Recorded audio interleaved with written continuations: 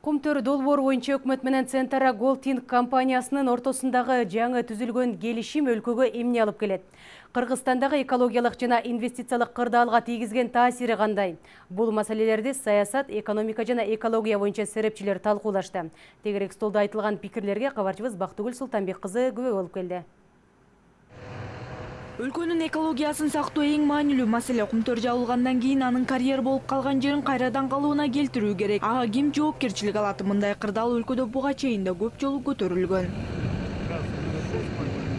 Ал эми 11-сентябрда өкмөт башчы Сапар Исаков менен Центара Голтинг компаниясы Кумтөр долбоору боюнча жаңы келишимге кол коюшкан. Макулдашууну саясат, экономика жана экология боюнча серепчилер талкуулашты. Анда аталган келишим өлкөгө кандай пайда алып келе тургандыгы жөнүндө сөз болду. Азыркы келген бийликке, өкмөткө абдан кыйын болуп атат. Себеби жанагы мурунку түзүлгөн чечимдерге карата азыр эптеп-септеп бирдеме мына биздин мамлекетке пайда келтирүү жолун издеп атышат да.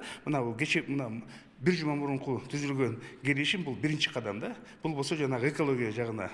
Андан ары мен ойлойм дагы бир топ кендин запастары бар. Ал иштелгенде дагы Кыргызстанга кандай пайда көбүрөөк түшөт деп мунун бүт бардыгы дагы алдыда да. Жаңы макулдашылган келишимдин негизинде Канада тарап экологияга келтирилген зыяндын бардыгын көтөрөт. Келишимге ылайык Центара Голтинг компаниясы экологияга келтирген зыяны үчүн бардыгы болуп 170 миллион АКШ долларына чукул каражат берет. Мындан тышкары Канада тарап буга чейин жаратылышка тийгизген терс таасири үчүн жылына 310 миң доллар төлөп келген болсо, жаңы келишимде ал 10 эсе жогорулатылып, эми жылына 3 миллион доллар төлөй баштайт. Бүгүнкү жеңиш жанагы эле акча доллар эмес. Жана 50 миллион, 10 миллион, дагы бир 100 миллион геванда эмес. Кеп жана экология жеңиш болуп атат. Ошол АМИКтин сунуштарын иш жүзүнө ашырыш булар милдеттүү түрдө канадалыктар ашырат. Ошондо жанагындай ледник маселеси да, ледниктердин сакталышы, жанагы мөңгүлөрдүн сакталышы маселеси чечилет. Суунун тазалыгы, ош жердеги жайыт бар, жайыт. Ош жерде жаныбарлар бар, ошол анан аккан сууларыбыз таза болот. Мына ушул чоң нерсе да бул байлык да. Серепчилердин айтымында экология багытынан тышкары жаңы келишимде социалдык маселелерди жоюуга дагы көңүл бурулган. Кыргызстанда жаратылышты коргоо боюнча жаңы түзүлгөн фондко Центара 50 миллион АКШ долларын бөлө турган болду. Өкмөттүн чечими менен ал каражат Ысык көлдүн жээгинде жакын жайгашкан шаар, айылдарга саркынды суу түтүктөрүн курууга жумшалат. Жана агынды сууларды тазалоочу жайдын курулушун да камтыйт. Иштер алгач Кумтөр кени жайгашкан айылдарда жана калк көп отурукташкан жерлерде этап менен жүргүзүлмөкчү.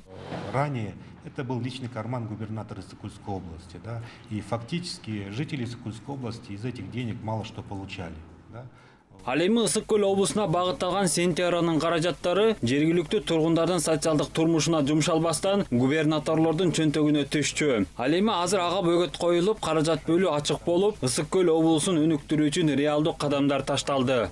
310 миң доллар аз болчу экендигин баарыбыз эле түшүнөбүз. Сапар Исаков башында турган өкмөт менен макулдашылган жаңы келишим аны жогорулатты. Кумтөр долбоорунун аягына чыгышына 10 эле жыл калды. Түзүлгөн келишимге ылайык кеништетилип бүткөндөн кийин жаратылышты калыбына келтирүү жана уулуу калдыктарды зыянсыздандырыш үчүн рекультивация фондуна 69 миллион доллардан кем эмес акча топтолушу зарыл. Учурда анда 23 миллион доллар өлчөмүндө сумма бар.